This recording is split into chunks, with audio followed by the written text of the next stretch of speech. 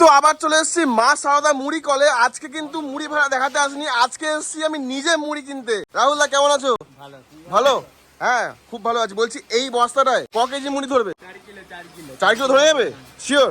তাহলে 4 কিলো মুড়ি দিয়ে দাও। আর এখানে আজকে কিন্তু মুড়ি কিনতে এসেছি তোমার কাছে, ঠিক আছে? আগের দিন কিন্তু মুড়ির দাম জানাইনি, আজকে কিন্তু মুড়ির দাম জানাবো তোমার একদম ফ্যাক্টরি থেকে যে দামটা তুমি দিচ্ছ। তো এইরকম হিসেবে হয় না, চালের দাম যেরকম হয় সেরকম হিসেবে মুড়ির দাম হয়, ঠিক আছে? এখন একটু চালের রেটটা হাই আছে বলে মুড়ির দামটা একটু বেশি। আচ্ছা, যখন নতুন চালের দাম কমে গেলে মুড়ির দামও কমে যাবে নাকি? হ্যাঁ, আমাদের রোজের ডেলি দাম চেঞ্জ হয়, যেরকম চাল আছে সেরকম হিসেবে আমাদের দামটা হয়। ওকে, আর আমরা শুধু জাস্ট মার্জিনটা রেখে মুড়ি দিয়ে দিই। জাস্ট মার্জিনটা রেখে মুড়ি দিয়ে দাও নাকি? হ্যাঁ। ঠিক আছে, আজকে দেখছি কে মুড়ি ভাজছে। আরে আমাদের কাকু, মা সারদা মুড়ি কলের ওনার, ঠিক আছে? কাকু কিন্তু আজ মুড়ি ভাজছে নিজেই, মুড়িগুলো পরিষ্কার করে নিচ্ছে। এগুলো কিন্তু বস্তায় প্যাকিং হবে নাকি? হ্যাঁ, বসতে যাবে। আচ্ছা, তো চলো আমার এই বস্তাটা ভর্তি করো, দেখো